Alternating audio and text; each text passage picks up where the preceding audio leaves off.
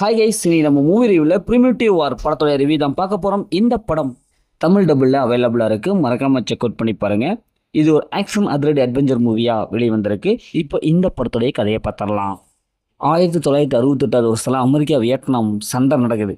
இந்த சண்டையில் ஒரு காட்டு பகுதியில் ஒரு குறிப்பிட்ட இராணுவ படை வீரர்கள் போகிறாங்க. உள்ளே போய் கேம்ப் போடுறாங்க. அங்கே பார்த்தா திடீர்னு ஒரு மர்ம விலங்கால் தாக்கப்பட்டு இறந்துடுறாங்க. அதில் ஒருத்தர் மட்டும் தப்பிச்சு எங்களை காப்பாற்றுங்க அப்படின்னு சொல்லிட்டு இறந்துடுறாரு. இது என்ன அப்படின்னு சொல்லிட்டு இன்னொரு கேங் அந்த கவர்மெண்டால் அனுப்பப்படுறாங்க. அந்த கேங்கில் தான் நம்ம ஹீரோக்கள் டீமில் இருக்காங்க.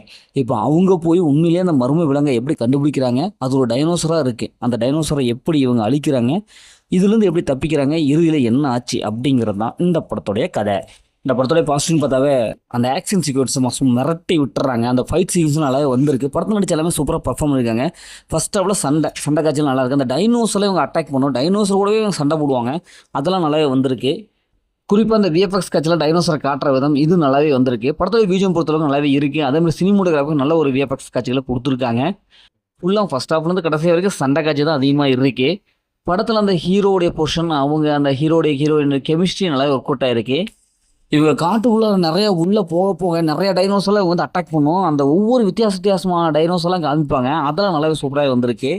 இந்த படத்துடைய மைனஸ்ன்னு பார்த்தாவே ரொம்ப டைனோசர் அதிகமாக காமிச்சிட்டாங்க போல. செகண்ட் ஹாஃப்லாம் பார்த்து பழக்கப்பட அதே தான், டைனோசர் படமே இப்படி தான்ப்பா இருக்கும் அப்படிங்கிற மாதிரி இருக்குது. ஸ்க்ரீன் பிளே அந்தளவுக்கு இன்ட்ரெஸ்ட்டாக இல்லை, இப்படி தான்ப்பா இருக்கும் அப்படிங்கிற மாதிரி தான் இருக்குது.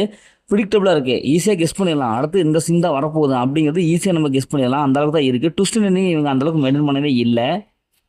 அதேமாரி ஃபைட் சீக்வன்ஸும் அதே மாதிரி தான். விஎஃப்எக்ஸில் ஒரு சில காட்சிகளில் செகண்ட் ஹாஃப்லலாம் டைனோசர் ஒரு மாதிரி பொம்மை மாதிரி காமிச்சிடுறாங்க. இந்த பொம்மையெல்லாம் காமிக்கும்போது கொஞ்சம் கிரச்சாக இருக்குது.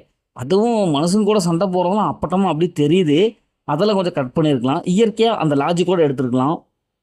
இந்த படத்தில் அந்த மாதிரி சீன்ஸ் எல்லாம் ஃபேமிலியோட பார்க்கலாம். மொத்தம் இந்த படம் சூப்பராக சொன்னாங்கன்னா இந்த படம் ஒரு ஒன் டைம் வச்ச படம் தான் நான் சொல்கிறேன். ஓகே, இதேமாதிரி அடுத்த ஒரு புதிய மூவி ரிவ்யூ சந்திப்போம்.